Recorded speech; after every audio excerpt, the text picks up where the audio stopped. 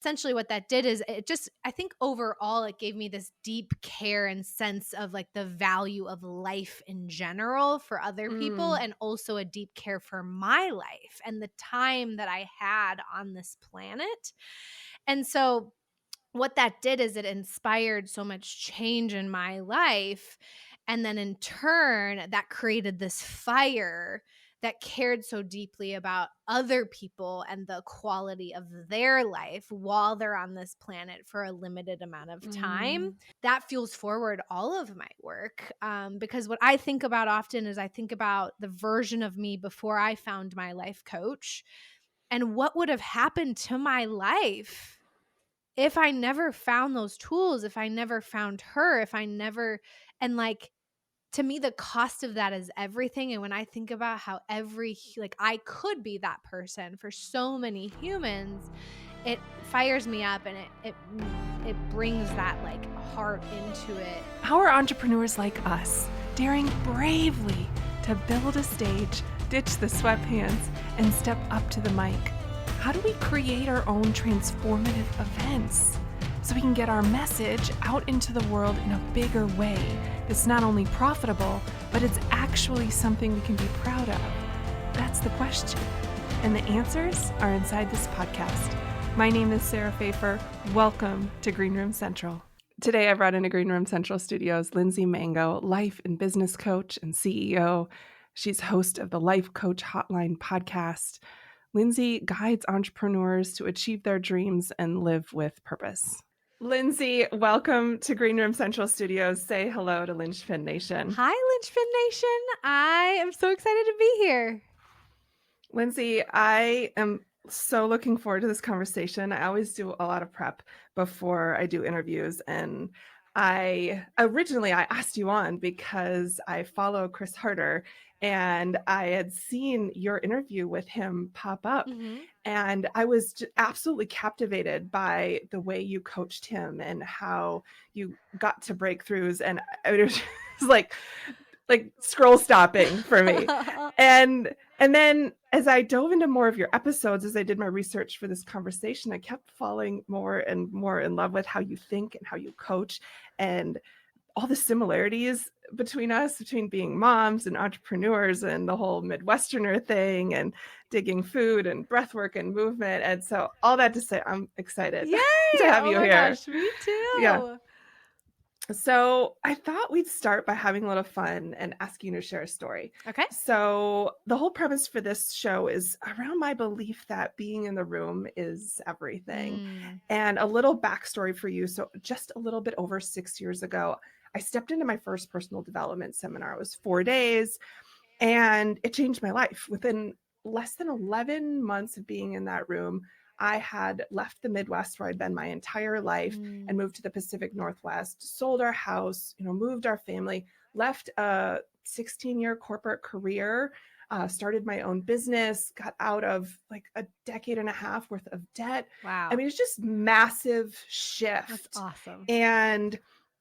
And so all that to say, to start us off, I'd love for you to share a story of a room you made it into that profoundly changed your life. Yeah. Oh my gosh. And when you say room, does it have to be like a group room, or do you consider like any container a room? I want to make sure. We've had a lot of different answers on this podcast, anything from like church to my guidance counselor to the best mastermind I've ever had to me, a personal development seminar. So interpret it as you wish. Okay, perfect. So it's so fun to hear your story. Like literally gives me chills because I'm like, I just know that feeling too, and that like same experience. So mine was, probably 6 or 7 years ago. I was just like, there were so many places in my life where I found myself just stuck in the same spots over and over and over again. Like I was really trying to change.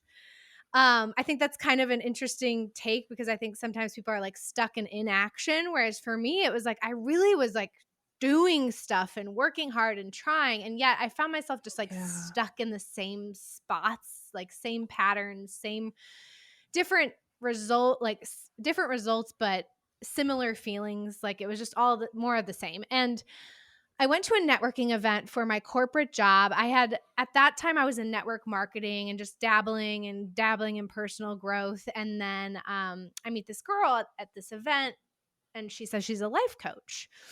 And I'm kind of like, well, what the heck is that? I honestly thought we were going to meet for like business. Like I was like, oh, she'll refer me people. I'll refer her people. It'll be great. So I like call Yeah. her up. I meet her for coffee thinking that's where this is going. And then I'm like, wait a minute. What do you do?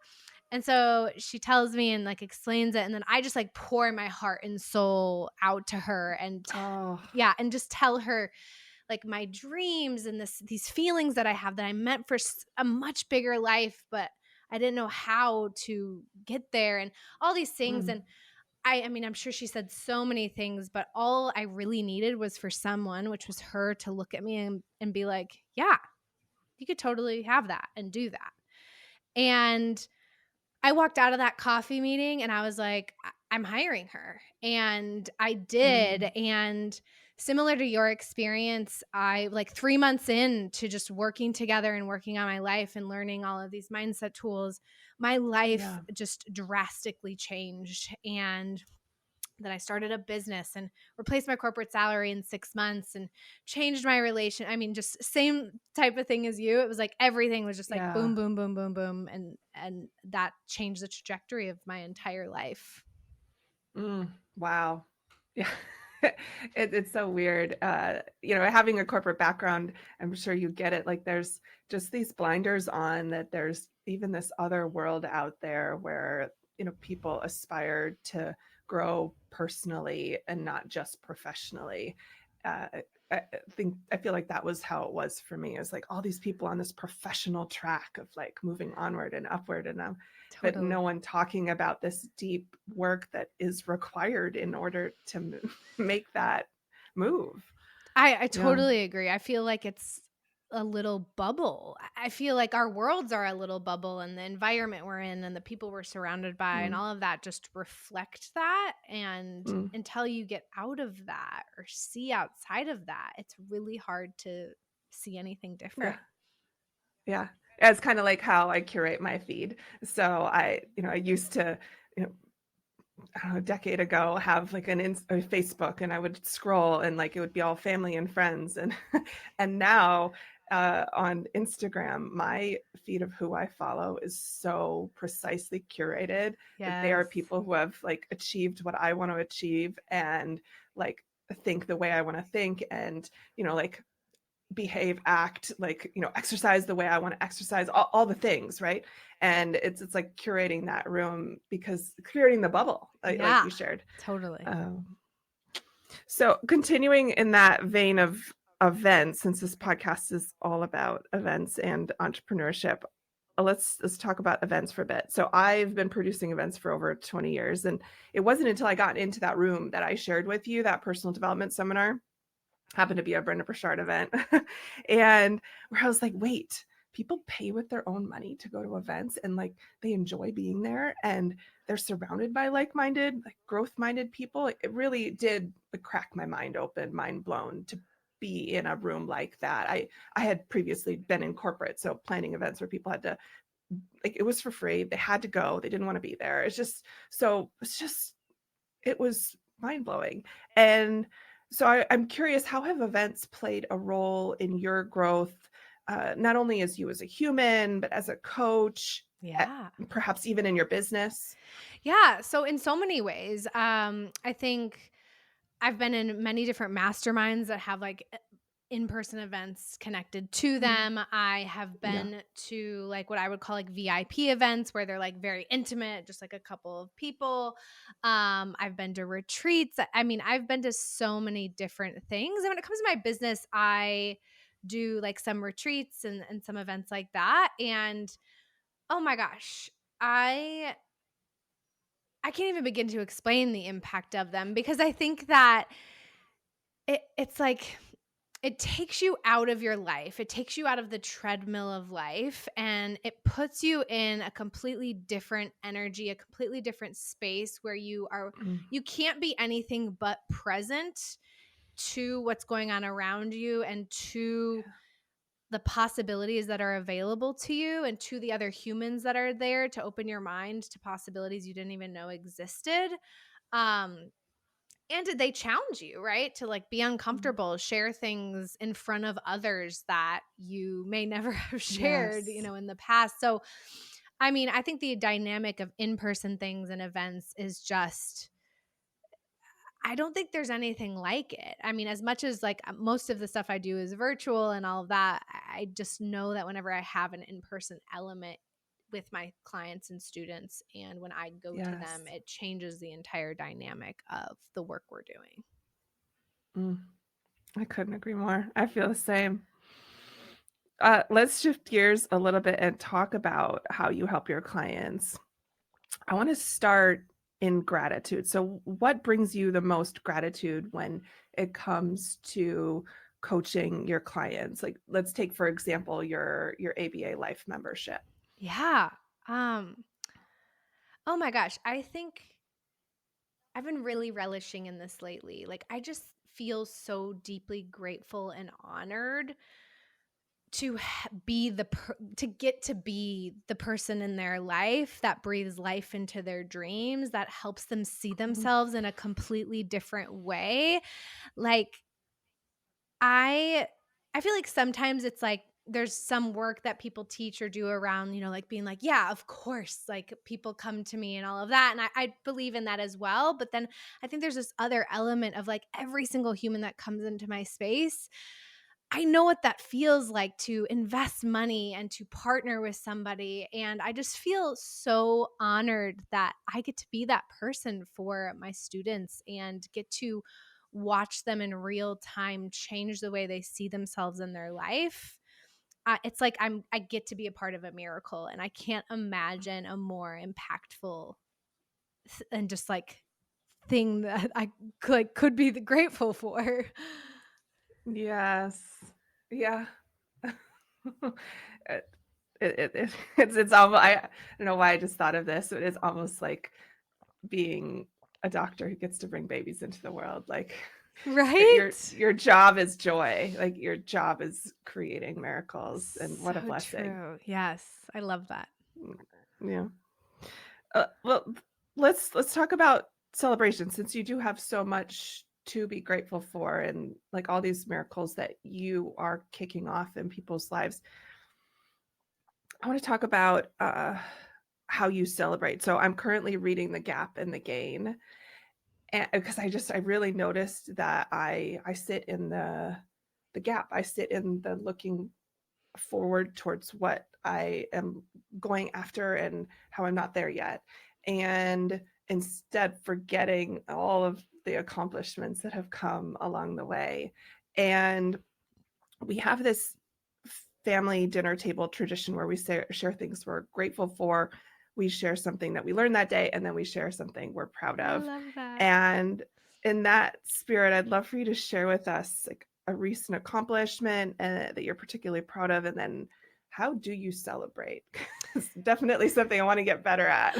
I'm obsessed with that book, by the way. Like Really? yeah, so funny that you're reading it. I mean, I feel like I'm one of those people that like when I'm into something, I'm into it. When I was like reading that book, I was just like constantly telling everybody to read it. I love it. It's so good. Um, so what am I celebrating? Oh my gosh, so many things. I think the biggest thing that I'm celebrating right now has been my ability. So I'm pregnant.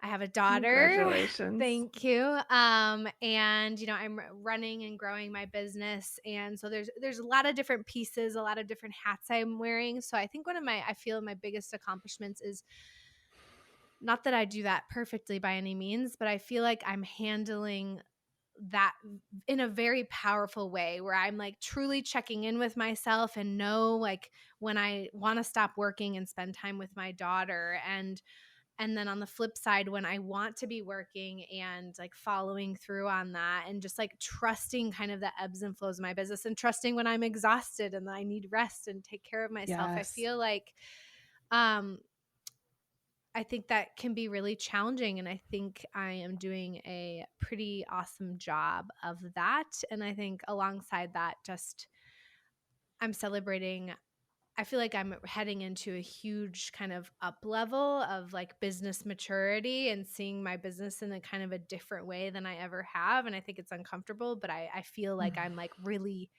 aware of it and willing, whereas I don't feel like I have been Mm. up until this point. So Mm. those are my celebrations. How do I celebrate?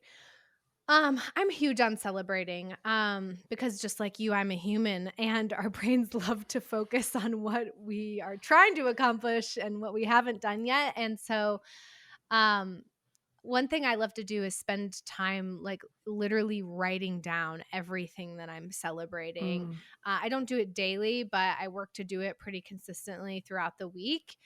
And just like tracking everything. And it truly is like the quote, what you focus on expands. It's like I can even feel like, do I really have that much to celebrate?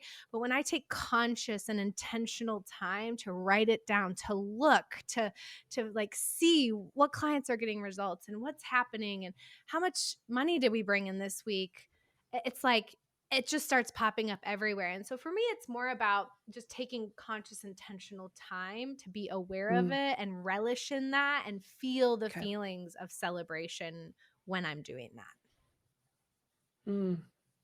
That's so good. I think sometimes for someone who's so like driven and also practical and kind of used to working on big things, it seems hard to hear that it's that simple. Right? Right. Like write it down. Like just actually think about it and write it down. Yes, it's so true. That is, I love that you said it because it's so true. We want to be like, isn't there more to it than that? Yeah, yeah. But it Yeah. really It's got to be isn't. hard. I Totally. do I did incorporate a few years back a practice of journaling each morning with like gratitude and learnings and what I'm excited about for the day and what I'm proud of. And then I got some gold star stickers. And so if I put the more things I'm proud of, I get to put more gold stars on I love the that. paper that day. And So it feels fun. I love that. Oh my God, that's amazing. It's like my encouragement to write because I only do it next to things I'm proud of. And because it's hard sometimes to make that list. And so the more things I'm celebrating, the more gold stars I get. So fun. You said that book that you love it. I'm kind of excited. I just joined a membership that is all about reading books. And the next call with the group is a call with the author of The Gap and the Gain to So like cool. ask Q&A. And I'm so excited to basically selfishly, I want to ask him if he could just start writing a children's book series with all of those concepts That's because genius. that would be amazing. But maybe I'll just do that Yeah. down Or the road. sell him the idea. Let's talk more about some life coachy stuff because that's what you do and are outstanding at. I was listening to I don't know if it was a podcast you were on or yours, but you're talking about this concept of a pre-planned response. And it really caught my ear. And I'd love for you to share more about that because I do think there's often times where I get into a place where I'm, let's say, spiraling or in fear, and like it's hard to think. Or maybe I'm ruminating on something, and again, it's hard to think logically and like a path forward and out. And it made me think when you said that like we need to come up with pre-planned responses that there's probably a lot of things in life that we could have a pre-planned response on and then be able to get out of like stuckness faster. Yeah. I'm like, what episode was that? I don't even know what I It might, said. more I think about it, it might have been with your husband when he coached you Yeah. recently. Yes, yes, yes, yes, yes. And you guys were Um, talking about that. yeah, so I think that one of the best things we can do is be honest with ourselves and know that we are going to get stuck in our loops and we are going to Yeah. ruminate and we are going to have fear. We are humans with human brains. And so I think one of the best things we can do is bring awareness to those patterns. And tell me if I'm going in the direction that you were thinking, but like, and when we know what those patterns are, what we can do is prepare ourselves with how we want to handle those things rather than, because Yes. they always say like when emotions are high, intelligence is low. So it's truly like how our Mm. survival works is that when you are in fear, when you are in fight or flight, like intelligence lowers so that your body can respond. So it, like you said, it makes so much sense. It's a lot harder to think logically, to pull yourself out of those things when you're in those moments. But when you have prepared for it, when you know your pattern, what you can do is, it's not like the tornado is not going to happen, the tornado of ruminating. I think what it does is it gives you the ability to see the tornado from a different lens. You're like, oh, the tornado is happening, rather than being in the tornado, flying around and like you don't know what to do. Yes. So I think that's a huge piece of it. And honestly, a lot of it's just like having compassion. Like, of course, the tornado is coming and I'm scared and I'm uncomfortable and all of that. And Yeah. then I think the other piece is like we were talking about, like preparing ahead of time and knowing how you want to handle that. So, does that look like Mm. getting out of your office and going on a walk? Does that look like connecting to some, like a thought that's really powerful for you? Does that look like not, writing 17 emails in that moment to try to like handle the emotions that you're experiencing? And I think what it can just do is just prepare you for those moments, kind of like an insurance policy. So you don't have to stress when they come, you are prepared for them. Yes. That's so good. Little insurance policy. Yes. It's going to happen. So Yes. let's just like learn, like put a plan in play. Yeah, so I heard that in the episode, I was thinking about, I keep a like I have this journal, and then I carry it around with me everywhere. But then I always like to write a card with what's happening for the day, the things that I'm going to do, uh and I noticed myself that I carry around this card that says if I'm stuck in any of these things, like fear, scarcity, like your first thing that you're going to do is go for a walk or Mm. do like breath work, and then you're going to do journaling. And I have a framework that I heard like Bernstein share once, and I just keep it there, and I flip the card deck has like my intentions for my vision of where I'm going, but I have that card in there that I just like flip through the deck every day, and I read my things, and I just noticed like that's actually what I did. I have a Yeah. pre-planned response for that thing. And now I'm thinking like how many more things do I like patterns do I have that aren't positive that I could create like a card for, so that like I could have some awareness that when I'm in that tornado I could like look at Yeah, it, and I because this is what love I that. What a do. cool, I love the little cards. That's such a cool idea. Yeah, it's because I go into the sauna a lot, and I had like a few cards, and I realized, well, it looks so silly when they fall all over the place in the sauna. It's like at a public club. So how about I just like loop them together, and You're then like I'll gathering them all, putting them in your purse, and you're just like hunched over, and they're like, yeah, we don't know who yeah, that yeah. lady is, but I think in that same episode, you were talking about things that are optional and not. And I want to ask you more about that, because you had mentioned a few things to your husband that you were considering like getting coaching on in that episode. He coached you. And one of them you said was about like growing your family. And you said something really interesting, like, well, but I don't know if we need to talk about that one, because it's going to happen, so I will just figure it out. And it really struck me, because that's how I go into every interaction with a client. Every event that I've ever produced, it really doesn't matter what it is. I'm just like, just hand it to me, and I will figure it out. Like, it's gonna be amazing. And uh and we will prevent problems before they become problems. And if there are problems, I already have pre-planned responses, like up here, like we're going to get through it. I have that level of confidence. But for my own dreams, I don't have the certainty that you put around that whole, like, well, our family is expanding and it might be trying, but I know I'm going to figure it out. So it's like a done deal. Yeah. And I wonder, how do you shift that belief? Because I know I have it inside of me. I have it with my clients. Yeah, absolutely. It's like, whatever it takes, it's a done deal. Like, consider it done. But how do I do that for myself? Yeah. Oh, I love this topic so much because I truly believe that the only reason anything we desire hasn't happened yet is because we truly haven't made it optional. We haven't gotten to that place where we're like, Mm, no matter what, this is happening. And so I think mm, it's something I'm always exploring. It's something because here's the thing. Usually we don't we do that when we put ourselves in a position where we're almost forced to. Like, a okay, lot of times people will wait until their back is against the wall, until they hit their lowest moment, until this isn't the case with you and your clients, but, like, in life, they can't go on this way, and that's when they hit their moment of change where they're like, sure. this isn't optional, I have to do something."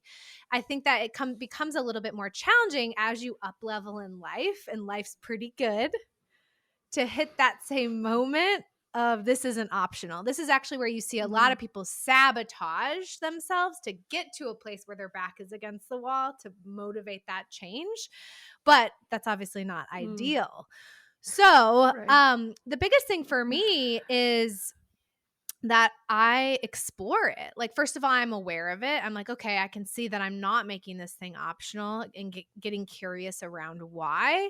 And then I think the other piece of it is connecting to the cost of not doing it, the cost of not moving forward, the like emotions behind it. I think so often Yes. we want to think very logically when it comes to business, which is also a great asset, but where you're going to hit your like, we're doing this no matter what is going to be on an emotional level. And in order to reach that level, you have Mm, to connect to like why this matters, why this dream is important, why you're willing to do whatever it takes for your dream, what it will cost you if you don't. And I honestly think sometimes you have to come back to that moment over and over because I think you can reach it and then you can be like, and we've fallen kind of forgotten about that. And so I think it's just like reconnecting to yeah. that over and over and over again. Mm, so good. I love that advice. I'm gonna journal on that one. I think yeah, Some juice there's work to there. be done there. Yep.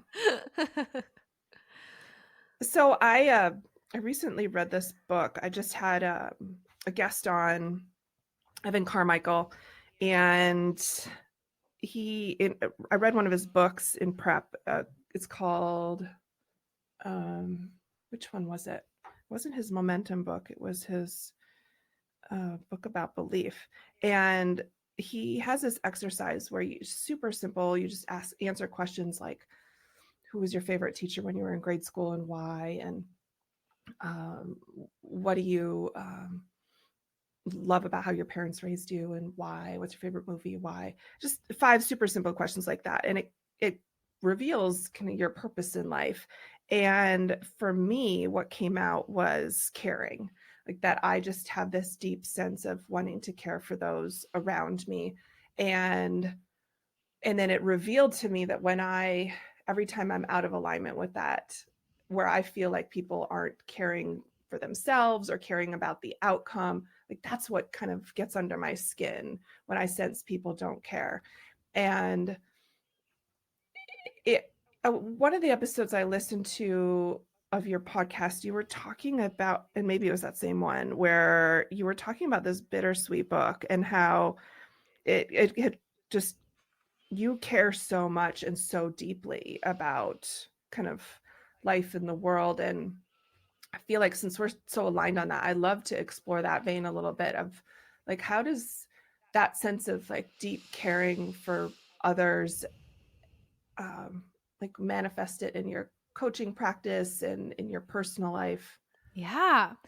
I think that I think it actually all started with a deep caring. I think it's both, but I think it was a deep caring about like my own life and like the value of life. So I think I shared on that podcast that Mm, I had lost my grandma like late in life, lived a full life, but I had lost a teammate who was like 24 years old.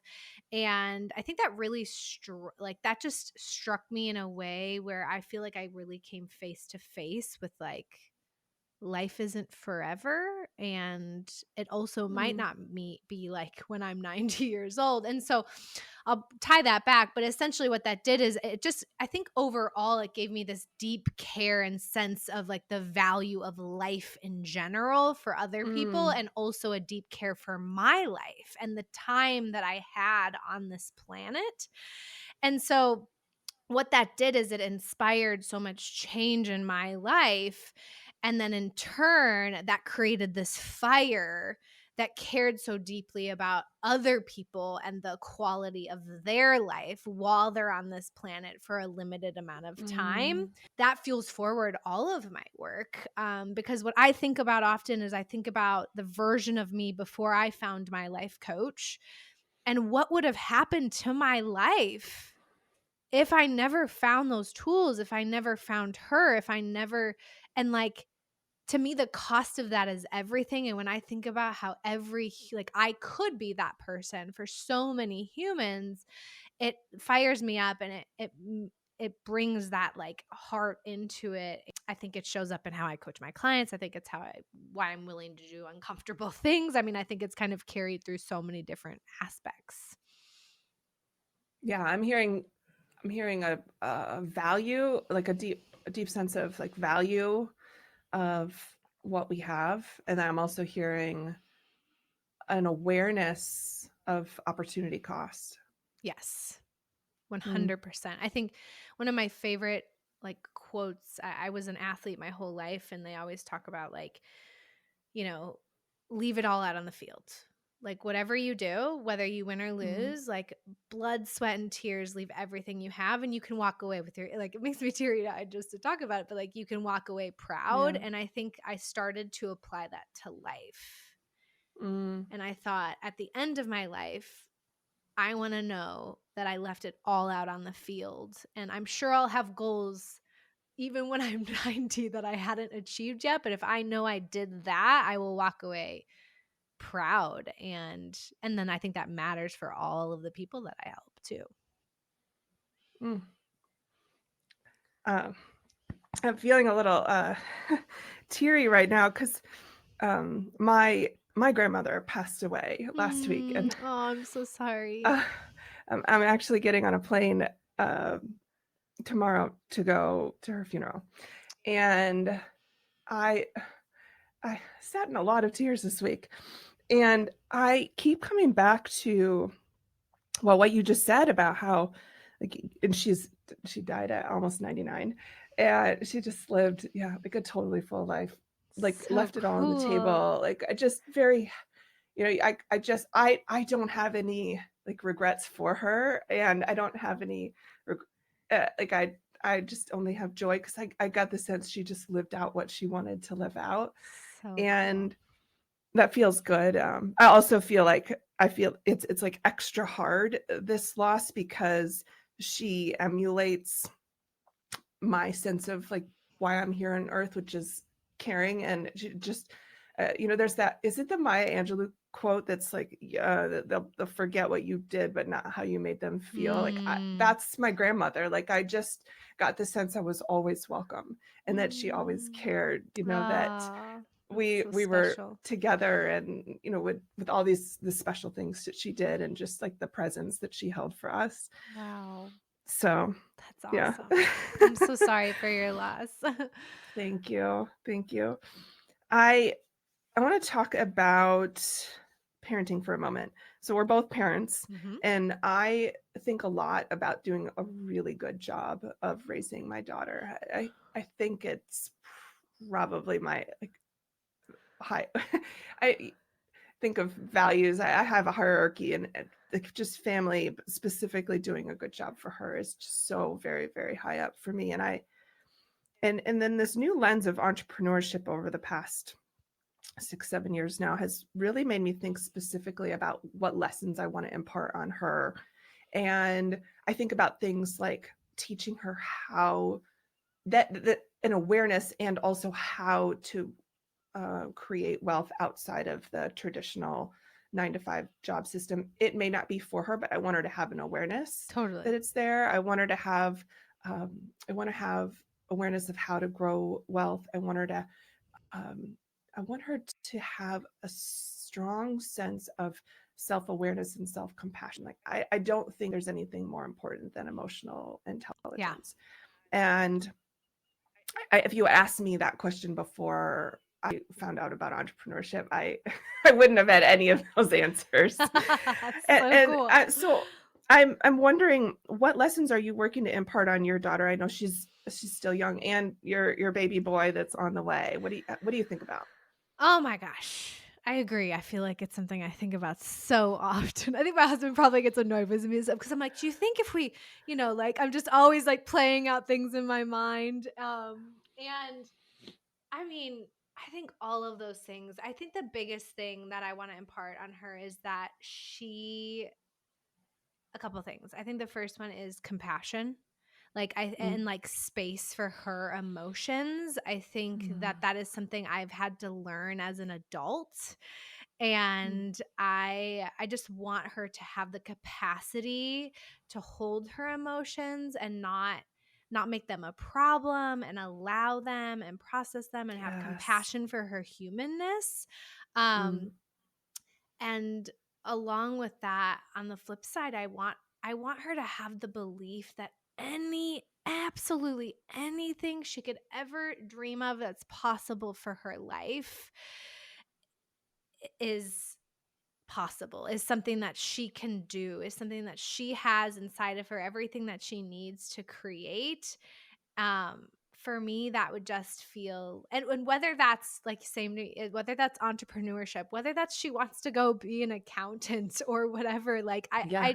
I think that's probably the last piece. Is I want her life to be a reflection of her insides, what Yes. her Yes. true Yes. Yes. self wants, not what I want for her, not what the world wants for her, not what my husband wants Mhm. for her. I want it to be what her insides tell her are important to her, and I want her to believe that anything she wants is 100% in like Mm, possible and in her power to create.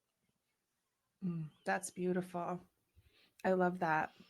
I uh, because I met personal development so late in life, so at 36, and I also met Audible at the same time. I didn't realize that I thought books weren't for me, because anything I'd ever read was because I was assigned a book, Yeah. and Oh, totally.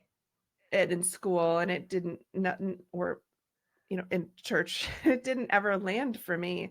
And so to meet Audible and personal development and entrepreneurship at the same time, and realize that there was, like, the world was so much bigger, and that there was things I could learn about and explore that would help me be more of me. Yeah, I'm grateful. Everything, life happens, like everything happens for the right reason at the right time, like, and so meeting personal development at 36 is what happened. But it's, I feel like, wow, what a gift we can give our kids. We can introduce, like, the wholeness of life, like, earlier. Oh my gosh. I was the same way. I like read books to get good grades. So I'm like Yeah. learning. Like why would I do that?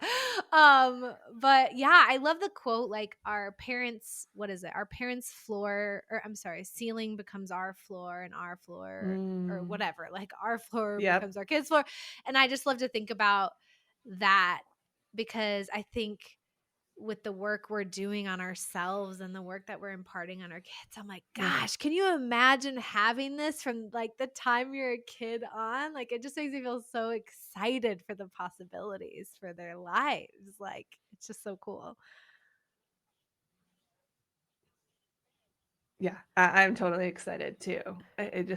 Just being able to reach more of the human potential, right? Yes, totally. I don't know if you asked me a Yeah. question there, but if you did and I didn't answer, just tell me. No, I didn't. It was more of just a statement of just, I think, yeah, human potential and tapping into it and just having more of a runway and an opportunity to do so. Yeah, Yeah. totally.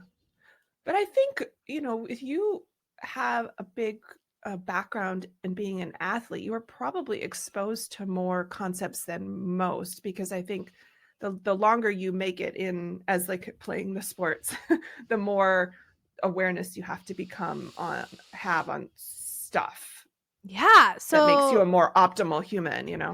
yeah, so I think for me 100%. I mean, like there's a double-edged sword because I think there are also a lot of pieces like the emotional awareness and things like that I wasn't taught in sports, like where it was like, who cares how you feel? Show up today and get the job done. So there's like Yeah, that yeah. half of it. But on the flip side, I mean, my dad was a college athlete, my sister was a college athlete, I was a college athlete, like, and my dad Mm. wrote a book for parenting and he was a gym teacher. So I always tell people that like I have been learning some of these concepts like personal responsibility and like feeling powerful and feeling like I can create my reality like for most of my life. And when it comes to sports and all of that, it's like there are times I didn't make the teams I wanted to and times where I failed. And so I talked to my husband about that because he wasn't an athlete like at all. And we talk about, I'm like, think about the confidence you build, if you're taught in a way that supports it, where you get on the court and you fail over and over again and you learn and you get better or whatever. Or for me, like one of the most pivotal moments in my life was, or like just a learning opportunity, was when I didn't make a team that I wanted and I wanted to blame the coaches and the this and the that. And my dad just looked at me and was like, I love you. What are you going to do about it? And basically it was like, you're the only option if you want to like go past this is to become so good the coach would look silly not to play you. And in that moment it gave me so much personal power, and that's exactly what I did. So yeah, there's so like, I mean, I got to play in like this athletic arena and practice so many of these tools that I now take out into my life and get to teach other people too. Yeah. Mm. Yeah, that's a cool background to have coming in. There's some fun books or stories in the Gap and the Gain book about sports and kind of getting out of the gap and into the gain. Totally. I Yeah. enjoyed that. I'm curious. I love, like, helping is my love language. I'm curious because I love events. Do you have any dreams about how you would marry what you do now into an event scenario for your clients? Yeah, I actually have two ideas. Mm. One of them is so you listen to my podcast, the Life Coach Mm-hmm. Hotline. I have an idea to Mm-hmm. do kind of an event that's almost like a show type feel, like where it's like I bring Mm. people up from the audience. It's like Life Coach Oh, fun. Hotline, and it's like a fun evening, but like there's also live Yeah. coaching happening.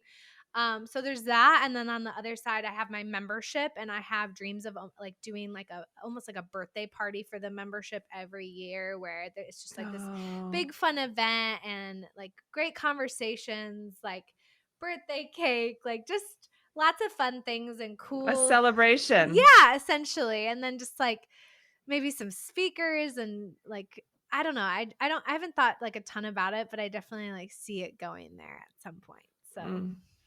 That is fun. It's fun to have it's fun to have like those little starts of the vision and like to just kind of like tuck away those like the fun ideas that come along the way. Like there yeah. will be cake. Yes, I know there will be cake. And like, yeah, you're like, I've got little bits and pieces. I don't have a lot, but it's there.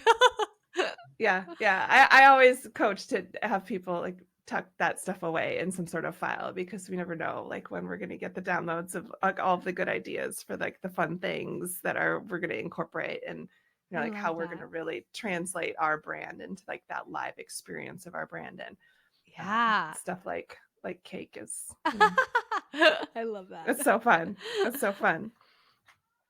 I would love to know, what you're reading right now. So I preface, I value lifelong learning so much. Ever since I met like Audible and personal development, I just have been obsessed, and also kind of subscribe to the school of thought that we must design our own curriculum with intention. Hmm. And so before we wrap up, I want to know three parts. What book are you reading right now? Why did you pick that book? And what's one thing you learned so far in it? Hmm. Okay, so interesting. I feel like I'm reading like three books at the same time. That's okay. I'm trying to think I do the same. of. So I'm gonna think about. Okay, so I'll pick this book, the bittersweet book that I talked to you, or that you heard me talk about on the Yeah. podcast, is one of. I felt like you were talking directly to me. So yeah, you can say I was talking I to was you about talking it. to you, Sarah. That's a sign of a great show, right? So bittersweet. I was actually recommended to me by a friend. I wrote down what you said. What I'm reading. What was the next one? Yeah, what you're reading, why you picked it, Why? and one thing you learned. Okay, so it was recommended to me by a friend, and one thing I'm working on is, I mean, I'm big on emotions and emotional intelligence and all that, and I think for me, I think from sports, sometimes I've learned to like tuck those away. And Mm, my friend recommended this book to me because I actually think deeply. I am like a very emotionally feeling person. I think I have been my whole life. mhm, And so we were just talking about, emotions and like learning that I love the idea of bittersweet, like that feeling of like both happiness and sadness at the same time. I think I mhm, feel that way a lot. And so really what it's talking about is allowing that, like being okay with that and not needing to fix it, and using that as fuel. And so I think this book is just really like giving me permission to be in that, and that mm, bittersweetness like often, and that it can actually be a really powerful thing. And so were kind of talking about emotions, and she was like, I think you would really, really like this book. And I do. And so I would say the biggest thing that I took from it so far is kind of what I already touched on.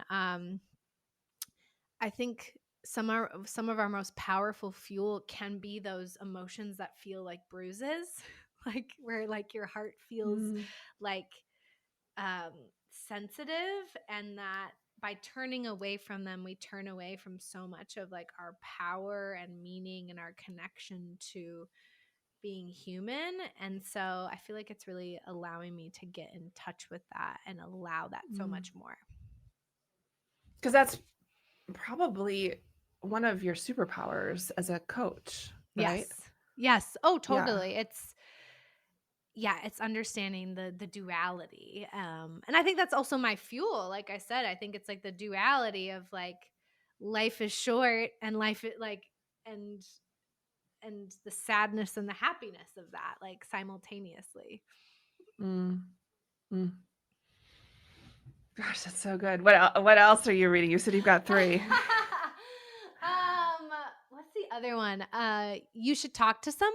I think it's like an Oprah Winfrey and someone else. They're like interviewing each other. I'm not like super far into that. That one's more on trauma. It's just been really like interesting and fascinating to read. And then the other one is The Mountain Is You by Brianna West. I've read that one, I think, Oh, before. wow. Are you reading that I too? feel like I feel like that book has come up in several conversations recently, and I feel like I might be getting a sign. Yeah, maybe. It's a really good book. Um, Mm, I love all of them. I mean, I go through yeah, seasons. I read pretty consistently. I feel like in this season of being pregnant the last month, I'm like, probably haven't read as much as I normally do, but yeah, I'm obsessed with books. And I agree. It's interesting because I used to be like you, where I'm like, read. I don't even read the books that I got assigned in college. I just yeah, skimmed them. yeah, totally. Yeah, it is such a gift to have your world opened up and realize like that there is there is a track for you where you're gonna find things that you're interested in and like that catch your attention and help you grow. And like just spark so much joy Yeah, and feel your passion. Yeah, it's totally. fun. It is. I usually have a few going as well because I love Audible. And when I'm walking the dog in the morning, I always like to listen to a book. And then probably this summer, I started this new like, sauna cold plunge habit. And so I So was spending all cool. these minutes in the sauna, and the person who in me wants to do more. It's like, well, how am I going to use this time? And I can't take a phone, I can't take a screen in. And so I started taking in like paper books that I like, can't get on Audible. And I just still really want to read it. And I learned like, I can actually read a paper book too. And so that's kind of exciting. So I usually Love have that. a two going. And so right now I'm reading, like, I'm finishing up The Gap and the Gain. And then I also have the Frank Kern wrote a book on personal development and Really? called The Path. I didn't Yes. know And that. it's not for sale. Like I got it inside of one of his programs once. And because it's only on paper, I just had never read it. And I'm absolutely loving Cool. it. Oh my gosh. I feel Yeah. like you have like a Yeah. secret, yeah, like you got Yeah. It access is. to a secret Yeah. club or something.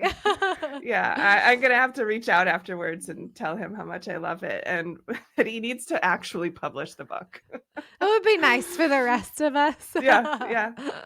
Yeah, and then I think I have another one on my Audible that I haven't finished. It's called The Work by Nicole DePera. Do you No, follow her on I Instagram? don't. Oh Huh. my gosh, she's like this psychologist type that has like the most intuitive like posts, and but it's emotional. So I'm Mm, taking my time moving through it because it's causing a lot of stuff to come up and the yeah. processing, and yeah. Oh my gosh, I'll have to check it Oh out. my goodness. I feel like I could talk forever. But we both have days we have to get back to. Uh, Lizzie, it's been an absolute pleasure chatting with you. And what I'd love to know last before you go is, what have you got going on in your business that we should know about, and where can Lynchpin Nation find you? Yeah. So, I have a membership that is like my main thing. So you mentioned Okay. it earlier. It's called the ABA Life Membership. I mean, we have tons of entrepreneurs in there. Like anyone who knows they want more out of their life, Mm. that is where we do life coaching. I have so many different modules on health, money mindset, your relationship. So really we're just covering the whole gamut and taking these tools and going deep with them and applying them and coaching on them to help you create more of what you really, really want. So to find that, you can go to lindseymangocoaching.com/life. And then Okay. I love Instagram. So if you want to follow me on there at lindseymango_, that's where I spend most of my time.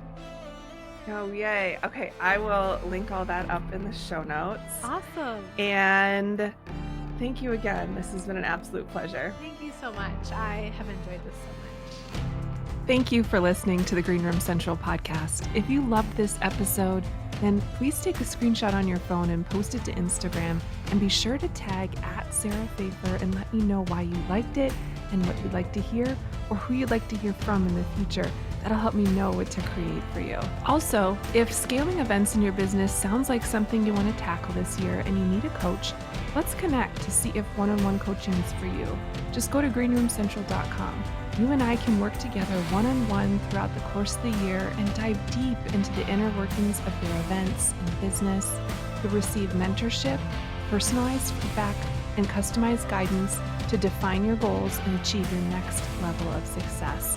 Just go to greenroomcentral.com right now to apply. I appreciate your commitment to leveling up and learning the mindset and strategy of live events. Keep going. Keep learning. If you want more, head over to greenroomcentral.com for show notes and all the links from today's episode.